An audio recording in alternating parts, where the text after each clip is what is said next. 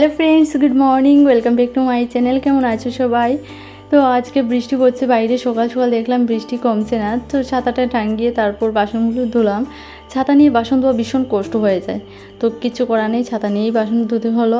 আর কালকে রাত্রেও বৃষ্টি পড়ছিল, তার জন্য কোনো বাসন ধুয়ে রাখতে পারিনি। রাত্রে যদি বাসন থেকে যায় ভীষণ কষ্ট হয়ে যায়। তো বাসনগুলো ধুয়ে তারপর চুলা টুলা পরিষ্কার করে নিচ্ছি। আর চুলায় স্প্রেটা আমার ভীষণ ভালো, তো এটা দিয়ে প্রায়ই আমি পরিষ্কার করে থাকি। তো গ্লাস, ফ্রিজ সব কিছু এটা দিয়ে সুন্দর করে পরিষ্কার হয়। তো তার জন্য আর চুলা টুলা পরিষ্কার করে চলে আসলাম ঘরটা ঝাড়ু দিতে। আর এই ঘর ঝাড়ু দেওয়া আর ঘর মুছতে যে কতটুকু সময় চলে গেছে আমার, ছেলেদেরকে নিয়ে ওরা বারবার রান্না করেছে, বারবার বলছে, মানে আমার কাজের মধ্যে ডিস্টার্ব করছে, বারবার এসে এসে এই আমি জল নিয়েছি বালতির মধ্যে, ওটা নিয়ে টানাটানি করছে দুই ভাই মিলে।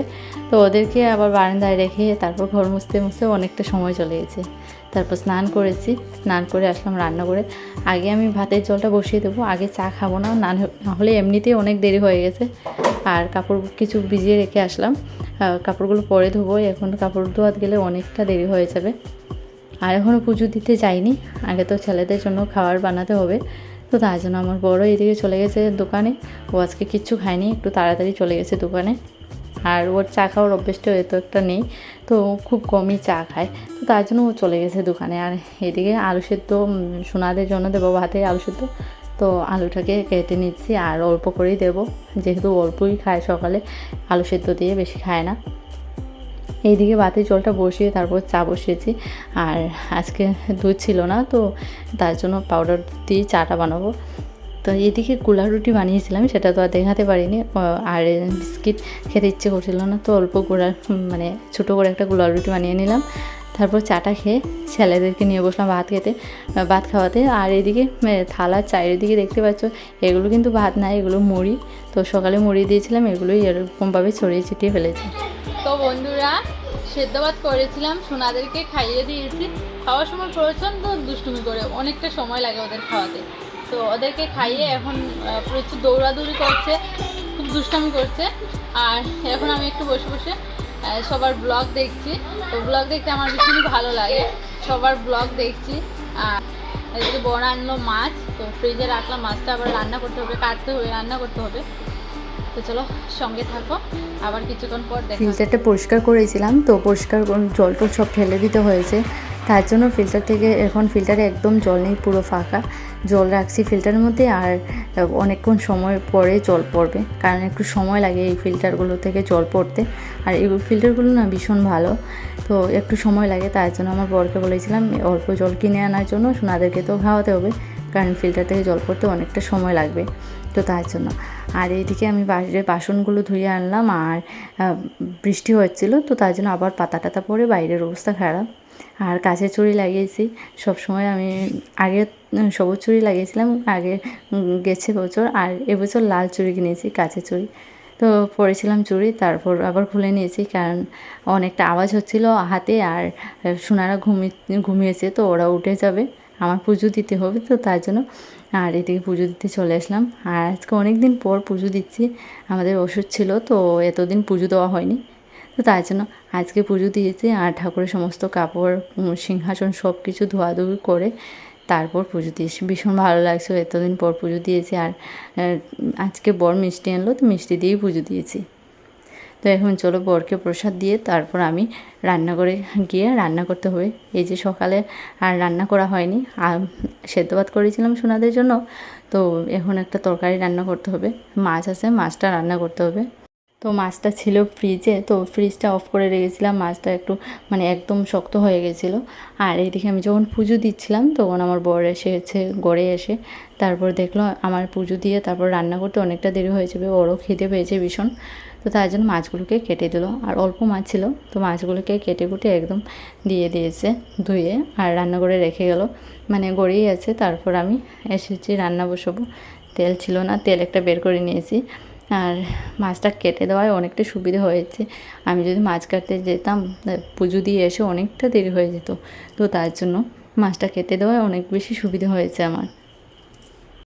তো ছোটো মাছ আনলে ওই বেশিরভাগ মাছ কেটে দেয়, আর মানে সোনাদের জন্মের পর থেকে এখন থেকে ওই মাছ কারণ সোনাদেরকে নিয়ে বাইরে গিয়ে মাছ কাটা একদম সম্ভব না। বাবা রে বাবা, যা অবস্থা করে আমার সোনারা। তো আগে ওদের জন্মের আগে ও এরকম মাছ কাটতো না, কিন্তু এখন ও কেটে দেয়। তো মাছগুলোকে একটু নুন হলুদ মাখিয়ে একটু ভেজে নেব। আর এখান থেকে ট্যাংরা মাছ যেগুলো একটু বড় বড় আছে সোনাদের জন্য তুলে রাখবো, ভাজা করে তুলে রাখবো, একটা তরকারি রান্না করবো ওদের জন্য। আর ট্যাংরা মাছ একটু বড় বড় মাছগুলোর মধ্যে তো কাটা থাকবে না, তো তার জন্য। আর একদম ছোটো ছোটো মাছগুলোকে, মকা মাছগুলোকে ওদেরকে খাওয়াবো না, ওরা খেতে পারে না। আর আজকে রান্না করব মুখি দিয়ে। আজকে একটাই তরকারি রান্না করেছি। রান্না তো মন তো চায় অনেক কিছুই রান্না করি, কিন্তু সময়ের জন্য হয়ে ওঠে না। সমস্ত কাজ তো করতে হয়, ঘরটা পরিষ্কার তো রাখতেই হয়। তো এই মুখি তরকারিটা রান্না করেছি, ভীষণ ভালো হয়েছে। একটা রান্না করলেও মানে একটু ভালো করে রান্না না করলে তো মানে খাওয়া যাবে না ভিতরে। তো চেষ্টা করি একটু ভালো করেই রান্না করার। তো মশলা টশলা কষিয়ে আর এদিকে মুখিটাকে দিয়ে দিচ্ছি। দুপুরে আজকে একটা তরকারি দিয়েই খাওয়া হয়েছে।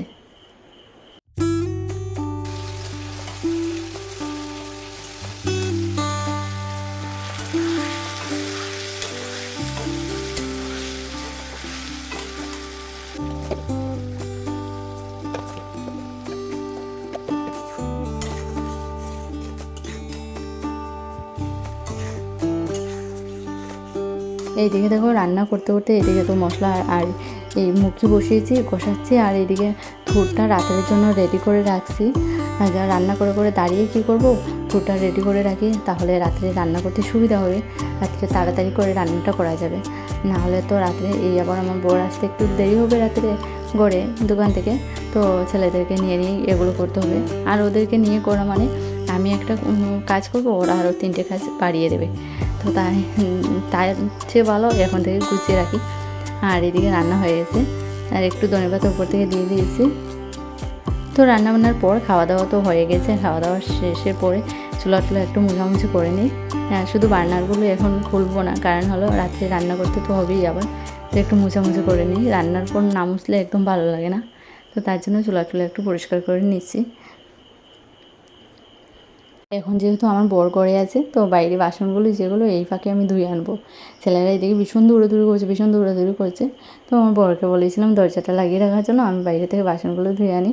তো বাসন কুসন ধুয়ে তারপর চলে আসলাম বাইরে কাপড় তুলতে।